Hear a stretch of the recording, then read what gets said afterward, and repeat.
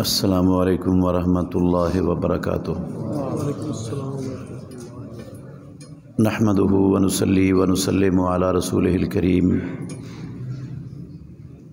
اما بعد فاعوذ باللہ من الشیطان الرجیم، بسم اللہ الرحمن الرحیم۔ ومن یعص اللہ ورسولہ وَيَتَعَدَّ حُدُودَهُ يُدْخِلْهُ نَارًا خَالِدًا فِيهَا وَلَهُ عَذَابٌ مُّهِينٌ۔ اور جو کوئی اللہ کی اور اس کے رسول کی نافرمانی کرے گا، اللہ اسے آگ میں داخل کرے گا جس میں وہ ہمیشہ رہنے والا ہوگا، اور اس کے لیے رسوا کن عذاب ہوگا۔ عزیز بھائیو،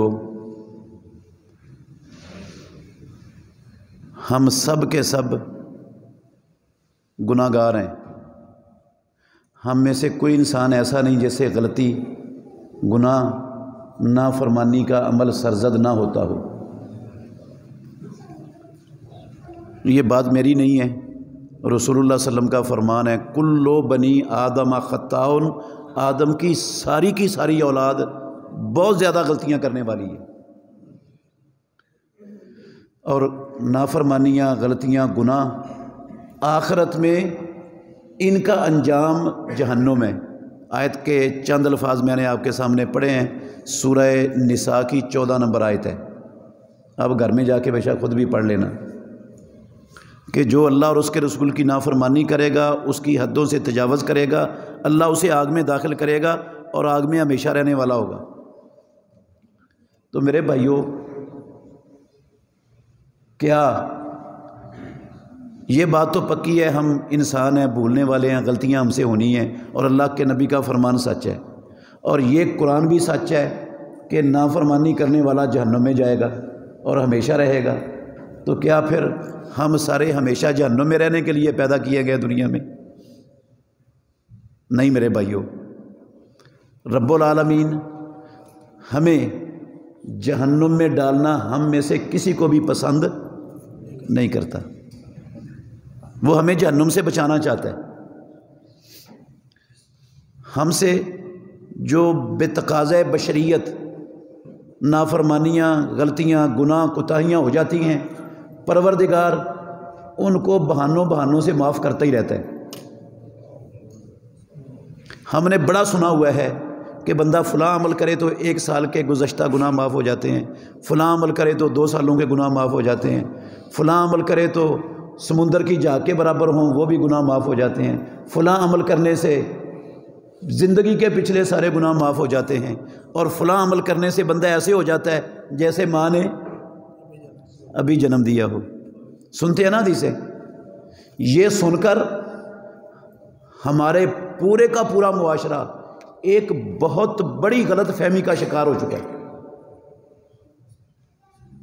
بہت بڑی غلط فہمی کا پورا معاشرہ شکار ہو چکا ہے ان نصوص کو نہ سمجھنے کے نتیجے میں۔ میں وہ غلط فہمی کا انشاءاللہ ازالہ کرنا چاہتا ہوں۔ اگر آپ توجہ کریں گے نا، نفع بڑا دے گا اللہ آپ کو، دنیا میں بھی اور آخرت میں بھی انشاءاللہ۔ میرے بھائیوں، یہ نصوص اور اس معنی کی جتنی بھی نصوص ہیں کتاب و سنت میں، ان کا مطلب ہے 1 سال کے 2 سالوں کے زندگی کے پچھلے سمندر کی جھاگ کے برابر جو گناہ معاف ہوتے ہیں نا، یہ سارے گناہوں کی بات نہیں ہے، یہ صغیرے گناہوں کی بات ہے۔ کن گناہوں کی بات ہے؟ صغیرے گناہوں کی بات ہے۔ جو کبیرے گناہ ہیں نا، وہ ان اعمال میں سے کسی عمل سے معاف نہیں ہوتے۔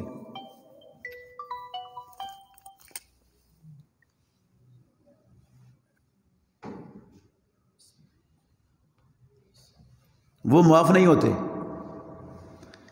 قرآن میں اللہ نے لکھا ہے، اگر ان تجتنبوا کبائر ما تنہون عنہ نکفر عنکم سیئاتکم، اگر تم ان کبیرے گناہوں سے بچو گے جن سے تمہیں منع کیا جاتا ہے تو ہم تمہارے سیئات جو چھوٹے گناہ ہیں تمہاری نیکیوں سے معاف کر دیں گے۔ اس کا مطلب ہے نیکیوں سے چھوٹے گناہ معاف ہوتے ہیں، کبیرے معاف نہیں ہوتے۔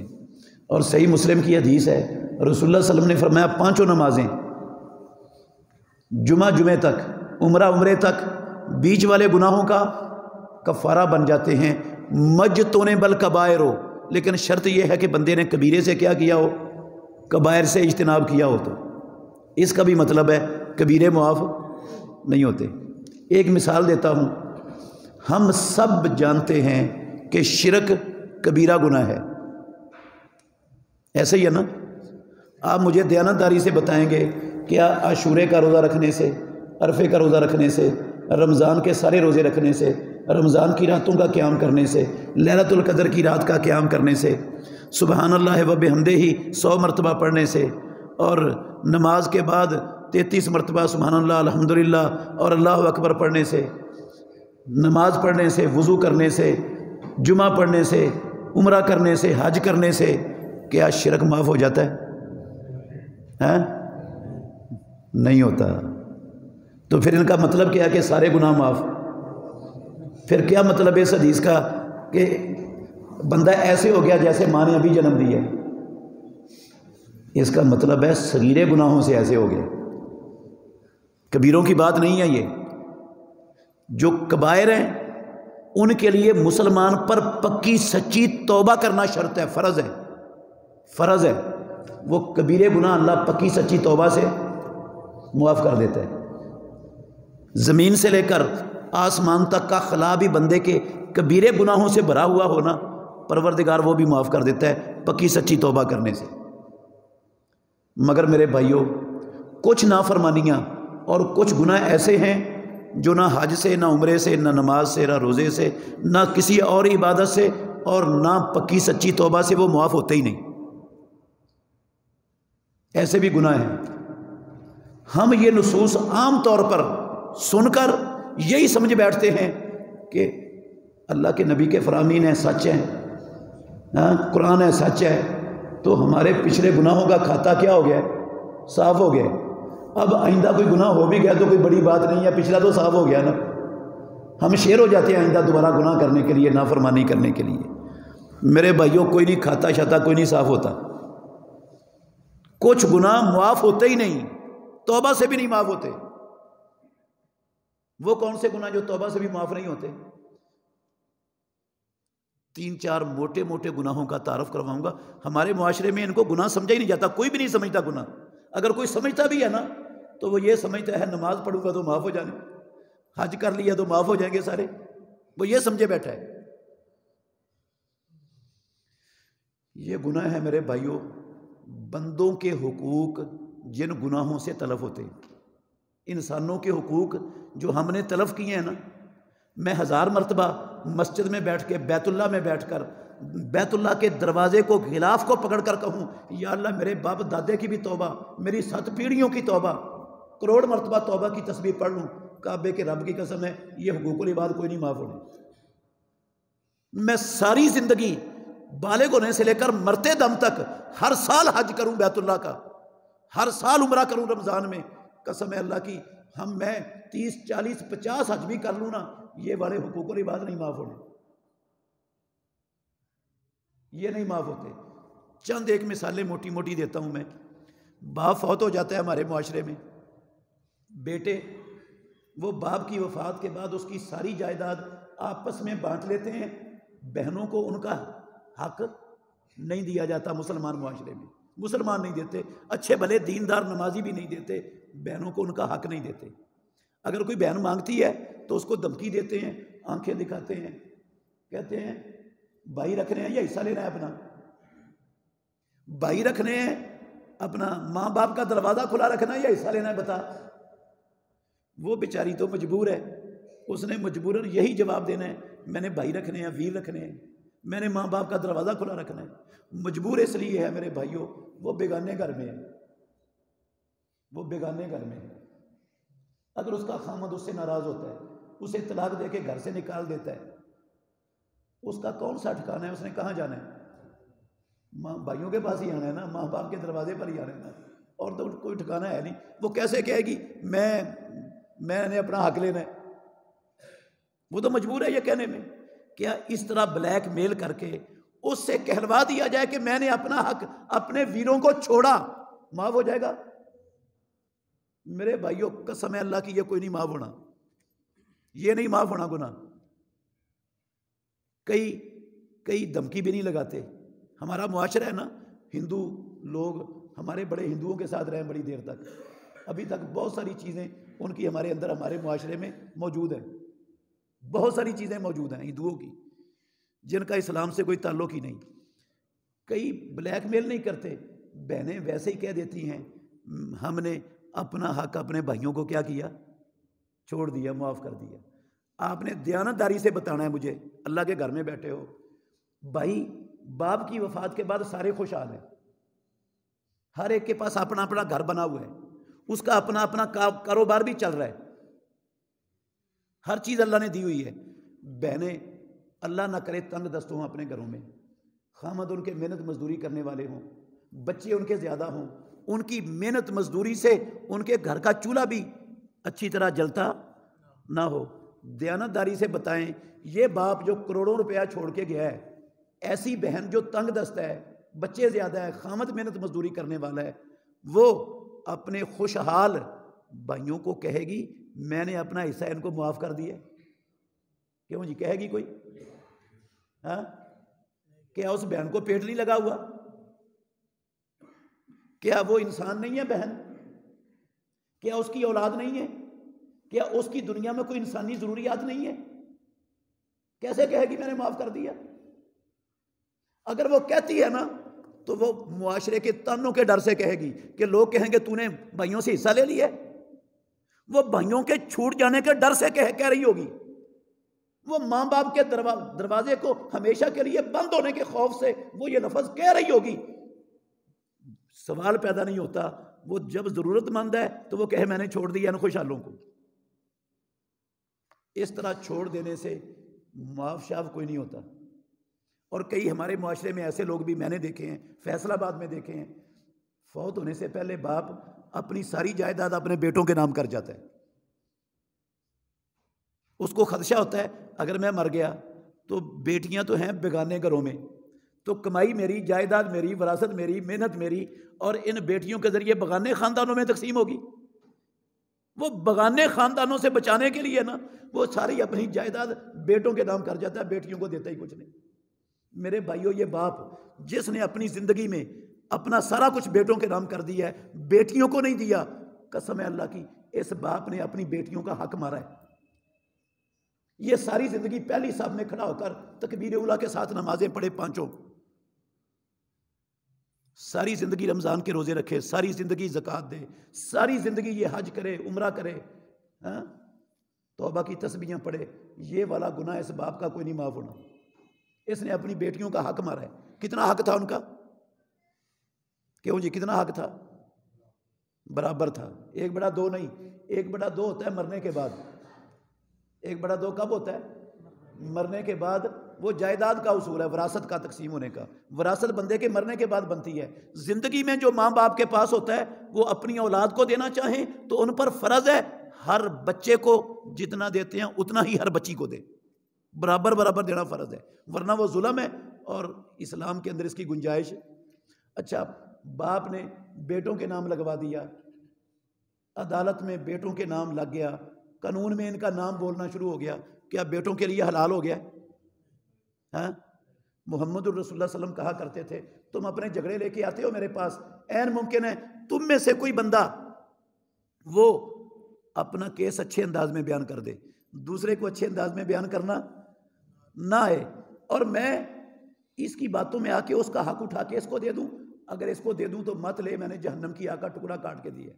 فیصلہ کر دیں خاتم النبی جین، ایک بندے کے حق کا دوسرے کے لیے، وہ دوسرے کے لیے رسول اللہ کے فیصلے کے باوجود حلال، تو ابا بیٹیوں کا حق اٹھا کے بیٹوں کو دے دے، حلال ہو جائے گا بیٹوں کے لیے. یہ بیٹے ساری زندگی حرام کھائیں گے. بہنوں کا حق دبایا ہے ساری زندگی، یہ بیٹے مر جائیں گے. ہمارے معاشرے کا کلچر ہے یہ، ان کی جائیداد ان کے بیٹوں کو جائے گی، وہ اپنی بہنوں کا بھی حق کھائیں گے، اپنی پھوپھیوں کا حق بھی کھائیں گے. وہ نسل مر جائے گی، ان کے بیٹوں کو جائے گی، وہ اپنی بہنوں کا بھی، اپنی پھوپھیوں کا بھی، پھوپھیوں پیچھے والی باپ کی پھوپھیوں کی اولادوں کا بھی ان کا حق کھائیں گے۔ یہ بابے کی نسل جب تک چلے گی رب کی زمین پر، ساری زندگی وہ پوری نسل ہی حرام کھاتی چلی جائے گی۔ اور ہم سمجھتے ہیں مسئلہ کوئی بڑا ہے ہی نہیں، مسئلہ تو معمولی سے ہے، بیٹوں کے نام ہی لگوایا، ہوا کیا ہے بھائی؟ پوری نسل کو حرام کھانے پر لگا دی ہے، مرتے دم تک۔ چھوٹا کہاں سے ہو گیا مسئلہ یہ؟ اور جس کا گوشت ہڈیاں حرام کھا کے بنے گی، کیا پروردگار کبھی اس کی دعا قبول کرے گا؟ میرے بھائیوں، وقت کم ہے، چھوٹی چھوٹی مثالیں دیتا ہوں۔ ہم پاکستان میں رہتے ہیں، مسلمانوں کا معاشرہ ہے ماشاءاللہ، مسلمانوں کا ملک ہے، لا الہ الا اللہ محمد رسول اللہ کے نام پر بنا ہے۔ آپ اللہ کے گھر میں بیٹھے ہو، دیانتداری سے مجھے بتلائیں، آپ کا کوئی حق ہے کسی بندے پر، آپ لینے کے لیے گورنمنٹ کے کسی ادارے میں جاتے ہیں، آپ کا حق بغیر رشوت کے آپ کو مل جاتا ہے پاکستان میں؟ ہاں، نہیں ملتا، بڑا مشکل ہے، نہیں ملتا رشوت کے بغیر۔ آپ کی پراپرٹی، پلاٹ ہے آپ کا، آپ نے حلال کمائی سے خریدا ہے یا آپ کو وراثت میں ملا ہے، آپ کو اس کی فرد چاہیے، پٹواری کے پاس جاتے ہیں، پٹواری آپ کا حق ہے، آپ کے پلاٹ کی فرد آپ کا حق ہے، وہ بغیر رشوت کے دے گا آپ کو؟ کیا یہ پٹواری، یہ چہارم درجے کا یہ ملازم اور یہ 28ویں گریڈ کا ملازم، جتنے ملازمین ہیں، کیا ملک کا خزانہ ان کو ان کی پوری سیلری ادا کرتا ہے کہ نہیں کرتا؟ خزانہ کرتا ہے۔ جو کچھ ان کے لیے مراد طے ہے قانون میں، وہ ساری مراد خزانہ ان کو ادا کرتا ہے کہ نہیں کرتا؟ کس لیے دیتا ہے؟ خزانہ تو پورے ملک کا حق ہوتا ہے، پوری قوم کا۔ ان افسروں کو کیوں ملتا ہے؟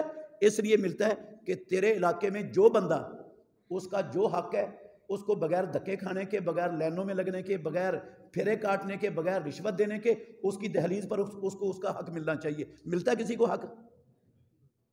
یہ جو رشوت خور طبقہ ہے نا، کروڑ حج کرے، کروڑ عمرے کرے، خرب کہے یا اللہ میری پکی سچی توبہ، میرے باپ دادے کی بھی توبہ، کعبے کے رب کی قسم ہے یہ جو مال کھایا ہے رشوت کے ذریعے کوئی نہیں معاف ہونا، میں اس کی دلیل دوں گا، یہ میرے منہ کی بات نہیں ہے۔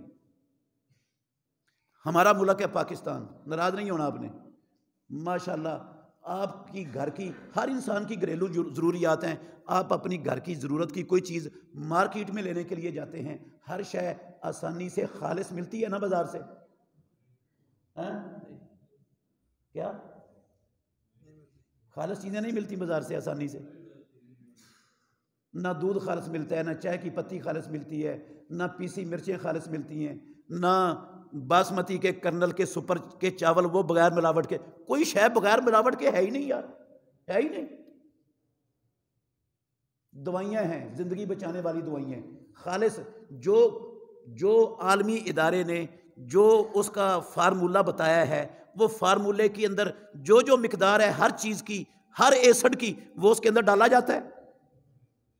ہاں، وہ نہیں ڈالا جاتا یار۔ جو جانیں بچانے کے لیے، بیماریاں دور کرنے کے لیے دعائیں ہیں، اللہ کی قسم ہندو نہیں، یہودی نہیں، عیسائی نہیں، کمیونسٹ نہیں، بدھ مت نہیں، کلمہ پڑھنے والے، حج کرنے والے، عمرے کرنے والے، اہل حدیث کہلانے والے، ہر شے میں 2 نمبری کر رہے ہیں۔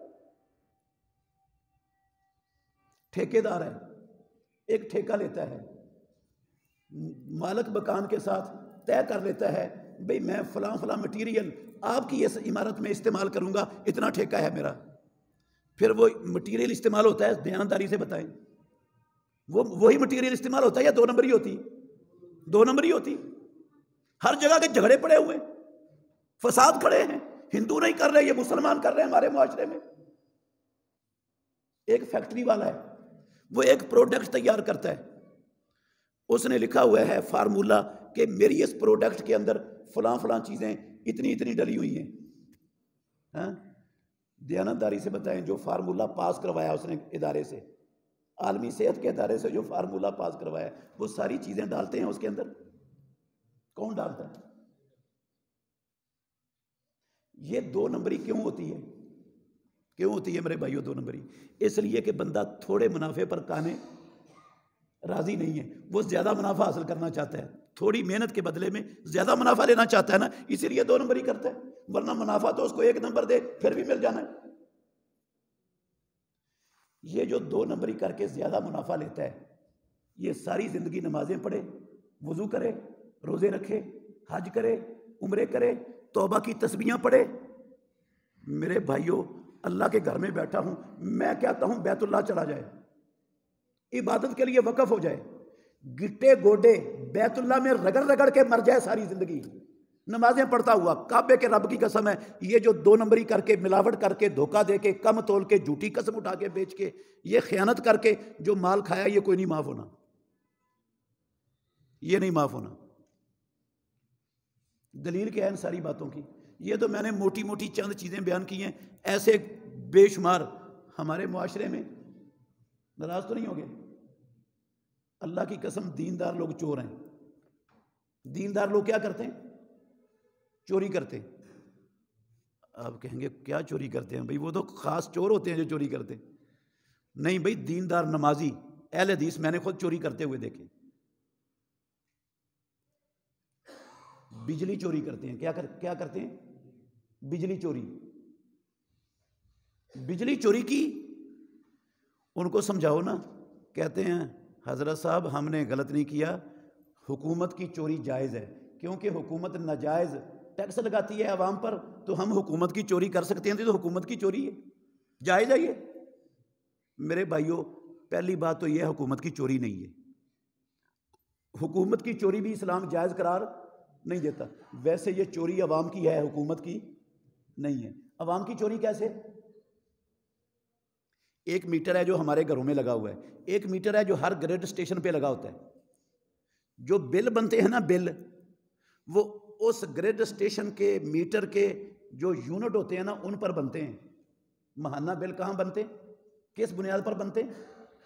وہ گریڈ اسٹیشن کا میٹر جو بتاتا ہے کہ اتنے یونٹ اس گریڈ اسٹیشن نے اس علاقے میں سپلائی کیے ہیں، اس نے سپلائی کیے ہیں 2000 یونٹ مثلا، اور ادھر سے جو کٹھے ہو کر گئے ہیں وہ 1000 ہے، 1000 چوری ہو گیا۔ اس نے بل 1000 کا یونٹ کا نہیں بنانا، کتنے کا بنانا ہے؟ 2 کا۔ تو ادھر سے تو 1000 گیا، پھر 2 کا کیسے بنائے گا؟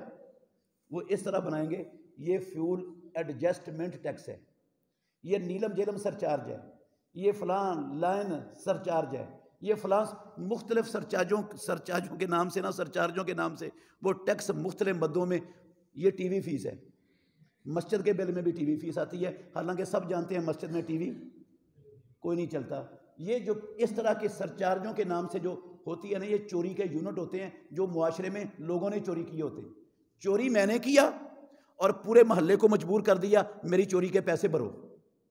اب اگر نہیں بھرتے تو ان کا میٹر کٹتا ہے، ان کا میٹر کٹتا ہے، کیا اب بھریں گے وہ؟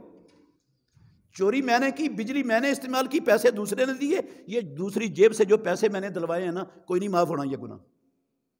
دیہاتوں میں لوگ نہری پانی چوری کرتے ہیں۔ کیسے چوری ہوتا ہے؟ سارے موگے والے اکٹھے ہو جاتے ہیں، میرے سامنے اعتراف کیا لوگوں نے، ہم کرتے ہیں ایسے، سارے موگے والے اکٹھے ہوتے ہیں، تھوڑے تھوڑے پیسے جمع کرتے ہیں، اوورسیر کو دے دیتے ہیں، وہ موگے سے 1 اینٹ نکال کے موگا کھلا کر دیتا ہے۔ اگر تھوڑے سے زیادہ پیسے اسے لگا دو تو 2 اینٹیں بھی نکل جاتی ہیں اور کھلا ہو جاتا ہے موگا، اور تھوڑے سے اور پیسے دے دو تو موگے کے ساتھ ایک پوری نئی نال بھی لگ جاتی ہے۔ یہ 1 اینٹ نکلوا کے، 2 نکلوا کے، ایک نال لگوا کے بڑے خوش ہیں کہ ہم نے صحیح سیاست کی ہے۔ ہماری پہلے تو فصل ہی پیدا نہیں ہوتی تھی، زمین سیراب نہیں ہوتی تھی، اب خوب سیراب ہو رہی ہے، اچھی پیداوار حاصل ہو گئی اچھی پیداوار حاصل۔ لیکن میرے بھائیوں، یہ جو پانی ہم نے اپنے کھیتوں کو لگایا، یہ کن کا حق تھا؟ یہ اس موگے سے آگے بسنے والی عوام کا حق تھا۔ اس بدبخت اوورسیر کو، افسر کو پیسے دے کر اگلے لوگوں کا حق مارا ہے ہم نے۔ یہ اس کے باپ نے کوئی ٹیوبل چلا کے ہمارے موگے میں نہیں ڈالا پانی، یہ آگے لوگوں کا حق مارا ہے، اور یہ جو حق مارا ہے نا اگلے لوگوں کا، جو مرضی کر لے، نہیں معاف ہونا یہ نہیں معاف ہوتا گناہ، کسی توبہ سے نہیں معاف ہوتا، کسی نیکی سے، کسی عبادت سے نہیں معاف ہوتا۔ اللہ، ایک ایک قطرے کا حساب دینا پڑے گا قیامت کے دن، ایک ایک قطرے کا۔ دلیلیں کیا ہیں ان کی؟ ایک حدیث سناتا ہوں آپ کو، صحیح سنن نسائی شریف کے اندر حدیث ہے، رسول اللہ صلی اللہ علیہ وسلم نے کہا والذی نفسی بیدہ، لو ان احدکم قتل فی سبیل اللہ ثم احیی ثم قتل ثم احیی ثم قتل وعلیہ دین لا يدخل الجنۃ حتی یقضى عنہ دینہ. او لوگو، اگر تم میں سے کوئی بندہ اللہ کی راہ میں شہید کر دیا جائے، قتل کر دیا جائے، چوری میں نہیں، ڈکیٹی میں نہیں، بننے پلاٹ کے، برادری کے جھگڑے میں نہیں، الیکشنوں کے جھگڑے میں نہیں، کہاں قتل ہوا ہے؟ اللہ کی زمین پر اللہ کے دین کو غالب کرتے ہوئے، اللہ کے دشمنوں سے لڑتے ہوئے. اللہ اس کو دوبارہ زندگی دے دے، وہ پھر شہید ہو جائے. اللہ پھر زندگی دے دے، وہ پھر شہید ہو جائے. کتنی مرتبہ جامع شہادت نوش کرے؟ 3 مرتبہ. علیہ دین. امام الانبیاء نے کہا اس 3 مرتبہ جامع شہادت نوش کرنے والے بندے کے اوپر ہو کسی انسان کا قرض. مجھے قسم ہے اس ذات کی جس کے ہاتھ میں میری جان ہے، یہ 3 مرتبہ شہید ہو کر بھی نہیں جا سکتا جنت میں جب تک اسے اس کا قرضہ نہیں اترتا. میرے بھائیو، شہید ہم سب جانتے ہیں. پیارے پیغمبر نے کہا خون کا قطرہ بعد میں گرتا ہے، پروردگار اس کے سارے گناہ پہلے معاف کر دیتا ہے، لیکن حقوق العباد شہید کو بھی معاف نہیں. سمجھ آئی آپ کو بات؟ یہ خطاب رسول اللہ صلی اللہ علیہ وسلم کا قیامت تک آنے والے سارے مسلمانوں کو ہمیں بھی ہے، جو قسم اٹھا کے آپ کر رہے ہیں. اس کے سب سے پہلے مخاطب تھے صحابہ. میرے بھائیو، سب سے پہلے مخاطب کون تھے اس کے؟ صحابہ. کیا مطلب ہے اس کا؟ اگر ہو صحابی رسول، میں اور آپ نہیں، صحابی رسول ہو جائے الہ کلمت اللہ کے لیے اللہ کی راہ میں شہید، 1 مرتبہ نہیں 3 مرتبہ جامع شہادت نوش کر لے صحابی رسول، اور اس صحابی رسول پر 3 مرتبہ شہید ہونے والے پر ہو قرض. ناطق وحی نے کہا مجھے اس ذات کی قسم ہے جس کے ہاتھ میں میری جان ہے، جب تک اس صحابی پر 3 مرتبہ شہید ہونے پر جو قرض ہے یہ نہیں اترتا، یہ نہیں جا سکتا جنت میں. اچھا، صحابی 3 مرتبہ شہید ہو کر نہیں جا سکتا، میرے اوپر اور آپ پر لوگوں کا قرض ہو تو میں اور آپ چلے جائیں گے جنت میں؟ صحابہ کے مقابلے میں ہم سب چیز کیا ہیں؟ حیثیت کیا ہے ہماری؟ کیا شے ہیں؟ اور قرض کسی کی کن پٹی پہ پسٹل رکھ کے گن پوائنٹ پہ نہیں دیا جاتا، منت کر کے دیا جاتا ہے. جو پیسے میں نے آپ کی منت کر کے آپ سے لیے، دینے کے لیے واپس نہیں دے سکا، میری موت آ گئی، واپس نہیں ہو سکے. یہ پیسے آپ نے رضامندی سے دیے تھے، میں نے واپس نہیں کر سکا، یہ میرے جنت میں جانے کے لیے کیا بن جائیں گے؟ رکاوٹ. جو آپ کی رضامندی سے لیے ادا نہیں ہوئے وہ تو بن گیا رکاوٹ. تو جو رشوت کے ذریعے لیے، جو ملاوٹ کر کے لیے، جو کم تول کے لیے، جو خیانت کر کے لیے، جو دھوکہ دے کر لیے، جو چوری کر کے لیے، جو بہنوں کا حق مار کے لیے، وہ کیسے معاف ہو جائیں گے؟ جو خزانے میں کرپشن کر کے خیانت کر کے لیے کیسے معاف ہوگا وہ؟ دوسری حدیث سنیں، رسول مکرم صلی اللہ علیہ وسلم نے فرمایا لَتُؤَدُّنَّ الْحُقُوقَ یوم القیامہ. مسلم شریف کی حدیث ہے یہ. او لوگو، ضرور بھی ضرور تم قیامت والے دن جس بندے کا حق تلف ہوا ہے نا تم سے، وہ ادا کرو گے، ضرور بھی ضرور کرو گے ادا. کیا مطلب ہے اس کا؟ کہ کسی حج عمرے سے، کسی توبہ شوبہ سے، کسی نماز روزے سے معاف نہیں ہونا. وہ کیا کرنا پڑے گا؟ رب کی عدالت میں ادا ہی کرنا پڑنا ہے. ادا کرو گے. کیسے کرو گے ادا؟ رسول اللہ صلی اللہ علیہ وسلم نے فرمایا، بندہ سوچ سکتا ہے نا بھئی اتنی مخلوقات ہیں آدم علیہ السلام سے لے کر قیامت تک، تو رب کو تو بھول جائے گا، میں کسی کونے خدرے میں چھپ جاؤں گا؟ ہاں، رب ہمارے جیسا نہیں ہے. امام الانبیاء نے اس سوچ کی جڑ کاٹ کے رکھ دی اگلے الفاظ کیا کر. کیا کہا؟ حتی یقاد للشاة الجلحاء من الشاة القرناء. او مسلمانوں، اگر کسی سینگوں والی بکری نے اپنے سینگوں کے بل بوتے پر اپنے آپ کو طاقتور تکڑا سمجھتے ہوئے کسی پوڈی بکری کو، بے سینگ بکری کو ماڑا کمزور سمجھتے ہوئے ٹکر ماری تھی، تو پروردگار ان دونوں بکریوں کو بھی اپنی انصاف والی عدالت میں حاضر کر لے گا. چاہے وہ بکریاں آپ کے لیاقت ٹاؤن کی ہیں، چاہے دنیا کے کسی کونے کی ہیں، قسم ہے اللہ کی رب کو وہ بکریاں بھی یاد ہوں گی. رب اس بے سینگ بکری کو سینگ دے گا قیامت کے دن، اور جتنی ٹکر اس نے ماری تھی اتنی ٹکر مروا کے انصاف کروائے گا. سمجھ نہیں آئی آپ کو بات؟ جو رب جانوروں میں انصاف کروائے گا، جن کے لیے اللہ نے نبی اور رسول نہیں بھیجے، جن کے لیے رب نے قرآن و حدیث نازل نہیں کیا، جن کے لیے اللہ نے ثواب اور سزا کا کوئی قانون نہیں بنایا، جن کے لیے رب نے جنت اور جہنم نہیں بنائی، ان میں کروائے انصاف. اور میرے اور آپ کے لیے جن کے لیے رب نے نبی بھیجے، رسول بھیجے، قرآن بھیجا، حدیث نازل کی، ثواب سزا کا قانون بنایا، جن کے لیے جنت جہنم بنائی، مجھے اور آپ کو ایک دوسرے کے مظالم سمیت ویسے ہی جنت میں بھیج دے، ممکن ہے یہ؟ بکریوں میں انصاف ہو اور مجھے اور آپ کو چھوڑ دے، قسم اللہ کی یہ سوچ غلط ہے، یہ خام خیالی ہے کہ میں حج کروں گا پچھلی ساری زندگی کے سارے گناہ معاف ہو جائیں گے، یہ بھی معاف ہو جائیں گے۔ جھوٹ ہے، دھوکہ ہے، غلط فہمی ہے بہت بڑی۔ میری زندگی کے سارے گناہ معاف ہو جائیں گے، کعبے کے رب کی قسم ہے یہ حقوق العباد کوئی نہیں معاف ہوتے، کسی عبادت سے، کسی توبہ سے، کسی نیکی سے۔ قرضہ بھی حق ہے نا بندے کا، وہ نہیں معاف ہوتا تو دو نمبری والے حقوق کیسے معاف ہو جائیں گے؟ زبردستی چھینے ہوئے کسی کی شرافت سے نجائز فائدہ اٹھا کر میں نے آپ کا حق کھا لیا، کیسے معاف ہو جائے گا؟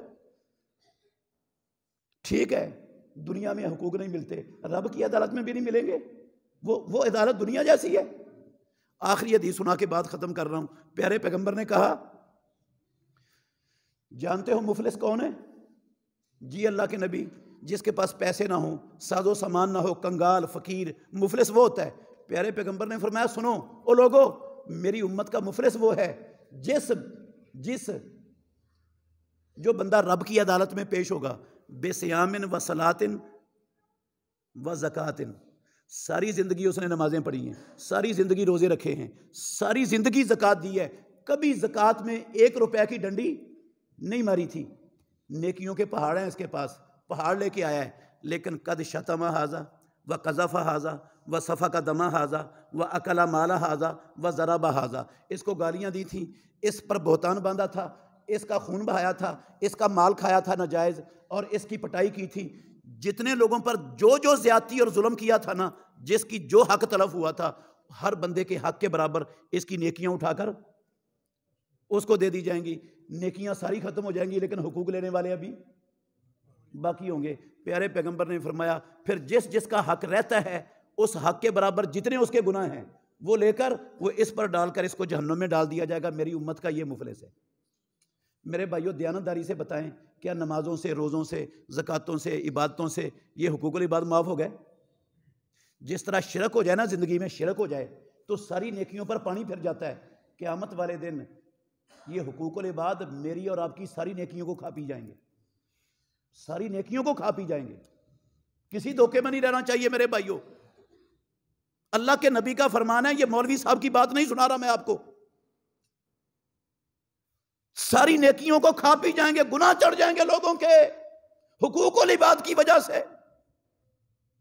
آپ کہیں گے بھئی آپ نے تو درس کے شروع میں کہا تھا کہ اللہ جہنم میں ڈالنے نہیں چاہتا، تو یہ جو ابھی آپ نے بتائی ہے تفصیل، اس سے تو لگتا ہے کہ کوئی بچے گا ہی نہیں جہنم سے، سارے ہی جہنم میں جائیں گے۔ کیونکہ ہم نے تو اس مسئلے کو کبھی زندگی میں اتنا حساس جانا ہی نہیں تھا۔ جب سے ہوش سنبھالا ہے ہم گالیاں بھی دیتے آئے ہیں، بہتان بھی باندھتے آئے ہیں، غیبتیں بھی کرتے آئے ہیں، چگلیاں بھی کرتے آئے ہیں، مال بھی کھاتے آئے ہیں بے شمار طریقوں سے، اور جناب پٹائی بھی کمزوروں کی کرتے آئے ہیں۔ تو ہماری تو نیکیاں تھوڑی سی ہیں، یہ تو ساری حقوق العباد میں چلی جائیں گی، جہنم تو پھر ہمارے لیے کنفرم ہوئی پڑی ہے۔ تو آپ کیسے کہتے تھے رب بچانا چاہتا ہے جہنم سے؟ اور میرے بھائیو قسم اللہ کی، رب بچانا چاہتا ہے، بچانا چاہتا ہے۔ میں آپ کو مایوس کرنے کے لیے یہ باتیں نہیں سنا رہا، بچانے کے لیے سنا رہا ہوں، راستہ بتانا چاہتا ہوں آپ کو، جو رب نے دیا ہے اس کے نبی نے دیا ہے۔ یہ والے گناہ، یہ والے حقوق العباد والے گناہ بھی معاف ہو جائیں گے، لیکن یہ حج عمرے سے نہیں ہوں گے، نماز روزے سے نہیں ہوں گے، کسی عبادت نیکی سے نہیں ہوں گے، پکی سچی توبہ سے بھی نہیں ہوں گے۔ ان کی معافی کا اسلام میں طریقہ اور ہے۔ جو ہم نے سمجھا ہوا ہے نا کہ توبہ کریں گے تو زمین آسمان کے خلا کے برابر بھی گناہ معاف ہو جائیں گے، وہ صغیرے گناہ، کبیرے گناہ ہیں، وہ حقوق العباد والے گناہ نہیں ہیں۔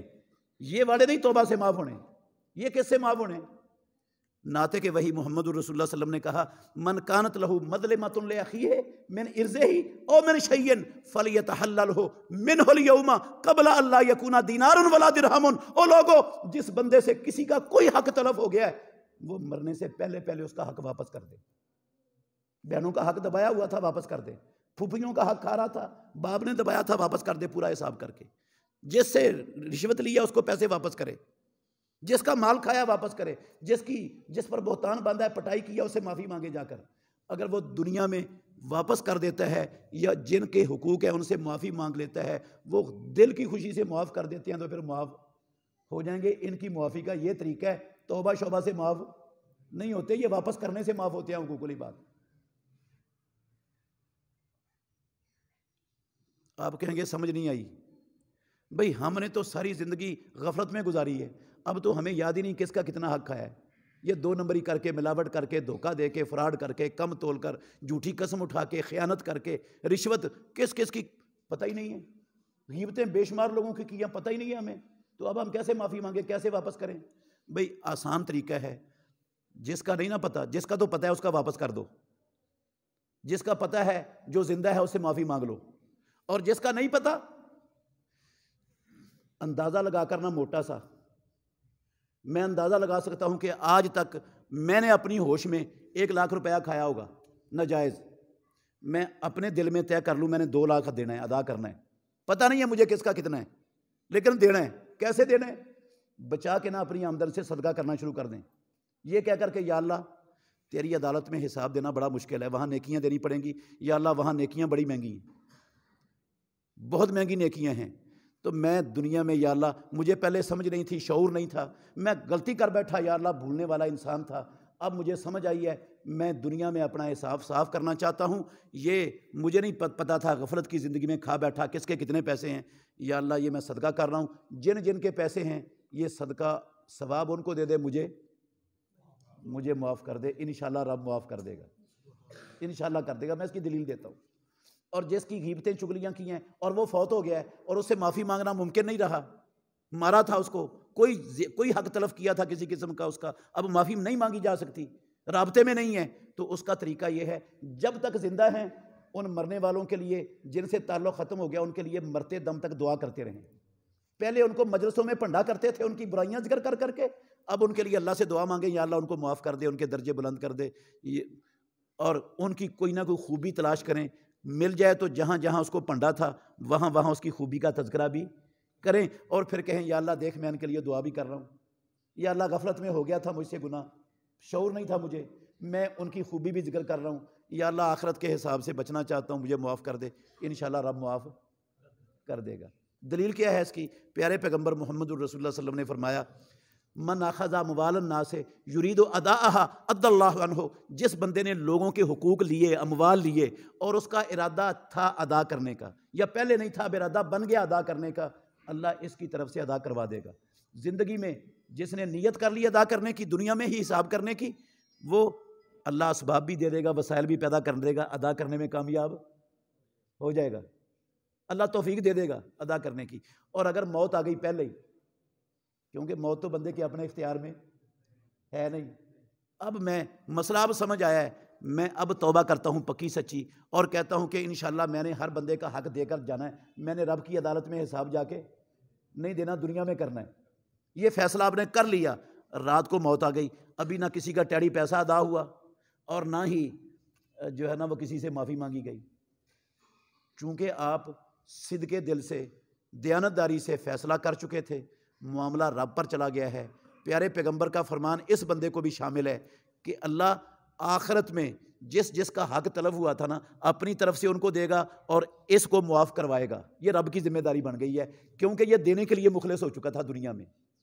وَمَنْ أَخَذَ أَمْوَالَ النَّاسِ يُرِيدُ إِتْلَافَهَا أَتْلَفَهُ اللَّهُ، اور جس کا ارادہ ہے کوئی نہیں دینا، کوئی حساب و کتاب نہیں، کوئی مسئلہ نہیں ہے، مولوی ڈراتے رہتے ہیں خام خواہ، کوئی بات نہیں ہے، عیش کرو، ہاں رب دنیا بھی برباد کر دے گا، عقبہ بھی برباد کر دے گا۔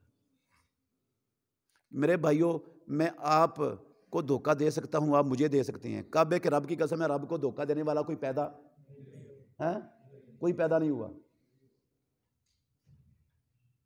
میں آپ سے چھپا لوں گا اپنی خیانتیں، آپ مجھ سے چھپا لیں گے، لیکن رب سے کوئی خیانت نہیں چھپنی میری اور آپ کی۔ وہاں اگر میں نے آپ کا ایک ذرہ نجائز کھایا ہوا ہے، پیدا کرنے والے کی قسم اٹھا کے کہتا ہوں، جب تک اس ذرے کا حساب برابر نہیں ہوتا، اگر میرے جنت میں جانے کا فیصلہ ہو بھی گیا نا، اس حساب کے برابر ہونے سے پہلے نہیں جا سکوں گا۔ ہمارا پورا معاشرہ لگا ہوا ہے اس 2 نمبری پر، اس امید پر کہ جناب نمازیں پڑھتے ہیں، حج کرتے ہیں، رمضان کے روزے رکھتے ہیں، یہ کرتے ہیں، وہ کرتے ہیں، سارے معاف ہو جاتے ہیں گناہ؟ کوئی نہیں معاف ہوتے۔ تو پھر ختم ہو گئی میری بات۔ میں آپ سے گزارش کرنا چاہتا ہوں، کیا ہم سے حقوق العباد میں کے حوالے سے کوئی کوتاہی ہوئی کہ نہیں؟ معمولی سی ہوئی ہے نا؟ کیوں جی؟ تھوڑی سی ہوئی ہے، زیادہ ہوئی ہے؟ زیادہ ہوئی ہے۔ یار اعتراف کرنا رب کے سامنے اچھی بات ہے، اعتراف کرنے پر رب راضی ہو جاتا ہے، بگڑتا کچھ نہیں ہے۔ میں اور آپ اعتراف نہیں نہ کریں گے، رب کو پھر بھی پتہ ہے میرا اور آپ کا، اس سے کوئی چیز ہماری چھپی ہوئی نہیں ہے۔ آپ نے اعتراف کیا کہ ہوئی ہیں غلطیاں، اور ہوئی بھی کافی ساری ہیں حقوق العباد کے حوالے سے، تو پھر میرے بھائیوں گزارش ہے کہ دنیا میں حساب صاف کر لو۔ کل قیامت کے دن غیبت کے بدلے میں بھی، چغلی کے بدلے میں بھی، بہتان کے بدلے میں بھی، اور تھپڑ مارنے کے بدلے میں بھی، اور خون بہانے کے بدلے میں بھی، اور پیسے کھانے کے بدلے میں بھی نیکیاں جائیں گی، اور وہاں نیکی بڑی مہنگی ہے۔ کتنی مہنگی ہے؟ اللہ نہ کرے ہم میں سے کسی بندے کی ایک نیکی کم ہو جائے پاس مارکنگ سے۔ ہمارے معاشرے میں 33% والا پاس ہوتا ہے، اس کی 32 نیکیاں مل گئی ہیں، ایک نیکی کم ہے۔ بندہ چاہے گا زمین سے لے کر آسمان تک کا خلا، کوئی سونے چاندی درہموں ڈالروں پاؤنڈوں ریالوں کا بھرا ہوا لے لے، مجھے ایک نیکی مل جائے گی وہاں پر ایک نیکی؟ قسم ہے اللہ کی، ساری دنیا کی دولت دے کر بھی ایک نیکی نہیں ملنی وہاں پر، اتنی مہنگی ہے نیکی وہاں رب کی عدالت میں۔ وہاں ہر حق کے بدلے میں نیکی دینی پڑے گی، بہت مہنگا معاملہ ہے وہاں پر۔ اس لیے میری گزارش ہے کہ آج طے کر لو، انشاءاللہ کسی کا حق لے کر اپنے کندھوں پر رب کی عدالت میں پیش نہیں ہونا، دنیا میں سارا حساب کر کے جانا ہے۔ ٹھیک ہے؟ ٹھیک ہے؟ اور اپنے بچوں کی بھی انشاءاللہ ہم نے یہی تربیت کرنی ہے، کریں گے؟ ہاں اگر کرو گے نا اپنے بچوں کی تربیت، تو یہ اپنے اوپر بھی، اپنے بچوں پر بھی، اور قسم اللہ کی اس ملک پاکستان پر بھی ہم بہت بڑا احسان کریں گے، بہت بڑا احسان ہوگا۔ ساری دنیا کفر اس ملک کو دنیا کے نقشے پر ایک لمحے کے لیے دیکھنا کعبے کے رب کی قسم گوارا نہیں کرتی، وقت نہیں، ورنہ میں آپ کو بتاتا کیا کیا کچھ اس ملک کے خلاف، کون کون کیا کچھ ہو رہا ہے، کیسے وہ اس ملک کو جل سڑ رہے ہیں، اس کو دنیا میں دیکھ کر کیسے مٹانے کے لیے لگے ہوئے، ایڑی چوڑی کا زور لگا رہی پوری ہے دنیا کفر، لیکن اتنا بڑا نقصان وہ آج تک نہیں کر سکے جتنا بڑا نقصان خود ہم پاکستانی اپنے ہاتھوں سے اس ملک کا کر رہے ہیں۔ یہ رشوت، یہ کرپشن، یہ ملاوٹ، یہ دھوکہ، یہ فراڈ، یہ دو نمبری ہیں، یہ حق تلفیاں، یہ ظلم، یہ زیادتیاں، یہ انہوں نے بیڑا غرق کیا ہمارا۔ یہ سود، اس نے بیڑا غرق کیا ہمارا۔ یہ 75 سالوں سے اللہ ماشاءاللہ چند لوگ ہیں، میں سہاگا نہیں پھیر رہا، چند لوگ ہیں جن پر اللہ کا خاص فضل ہے، ورنہ ہر بندہ ان کے سوا دونوں ہاتھوں سے اس ملک کو لوٹنے پر کمر بستہ ہے۔ 75 سالوں سے لوٹا، ہر بندہ لوٹ رہا ہے اس ملک کو۔ یہاں تک جو ہم نے اس ملک کی نوبت پہنچائی ہے، اس میں یہودیوں عیسائیوں کا کم ہاتھ ہے، ہمارا اپنا زیادہ ہاتھ ہے۔ ہم سے بڑا اس ملک کا دشمن ہی کوئی نہیں دنیا میں۔ میرے بھائیو، اللہ کے لیے اس ملک پر رحم کریں، اپنے اوپر بھی اور اپنے بچوں پر بھی رحم کریں، اور اس غلط فہمی سے نکلیں کہ سارے گناہ معاف ہو جاتے ہیں پچھلے یہ کام کرنے سے اور وہ کرنے سے، دھوکہ ہے، یہ نکلیں سوچ سے۔ اور آج اللہ کے گھر میں بیٹھ کر عہد کر لیں رب سے، جو ہو گیا سو ہو گیا، سمجھ آ گئی ہے کہ بڑا حساس معاملہ ہے، آج عہد کریں آئندہ کے بعد انشاءاللہ کسی کو گالی نہیں دینی، اور کسی پر بہتان نہیں لگانا، کسی پر ہاتھ نجائز نہیں چلانا انشاءاللہ، اور کسی کا ٹیڑی پیسہ بھی 2 نمبری، ملاوٹ، دھوکے، جھوٹی قسم، خیانت، ملاوٹ کر کے نہیں کھانا۔ میرے بھائیو، تجارت کریں آپ، قسم اللہ کی تجارت انبیاء کرتے تھے، ہمارے نبی محمد الرسول اللہ تجارت کرتے تھے۔ تجارت بھی عبادت بن جاتی ہے، لیکن کب عبادت بنتی ہے؟ جب آپ یہ تجارت کے اندر اپنے مفاد پر اپنے کسٹمر کے مفاد کو مقدم رکھیں۔ آپ چیز وہ فراہم کریں معاشرے میں جو پائیدار ہو اور جو زیادہ مفید ہو، منافع بے شک آپ کو کم ملے، آپ اس کا فائدہ رکھیں گے مد نظر، آسمانوں والا رب آپ کا فائدہ رکھے گا، کبھی آپ کو بھوکا نہیں مرنے دے گا۔ برکت رب کے ہاتھ میں ہے، وہ آپ کے کاروبار میں برکت ڈال دے گا۔ جھوٹی قسمیں اٹھانے سے، 2 نمبریاں کرنے سے، خیانتیں کرنے سے، ملاوٹیں کرنے سے، میرے بھائیوں قسم اللہ کی، جتنا رب نے میرے اور آپ کے مقدر میں لکھا ہے مجھ سے زیادہ نہیں کھا سکتے، کوئی نہیں کھا سکتے۔ فائدہ کیا جب زیادہ کھا ہی نہیں سکتے اس سے، تو فائدہ کیا یہ کام کرنے کا؟ اس لیے میں کہتا ہوں کہ انشاءاللہ آج کے بعد انشاءاللہ کسی کا کوئی نجائز پیسہ نہیں کھانا، اور حساب ہم نے دنیا میں کرنا ہے۔ اللہ مجھے اور آپ کو سمجھنے کی، عمل کرنے کی توفیق دے۔ آخر دعوانا ان الحمدللہ رب العالمین۔ سبحانک اللہم ربنا و بحمدک، اشہد ان لا الہ الا انت، استغفرک و اتوب الیک۔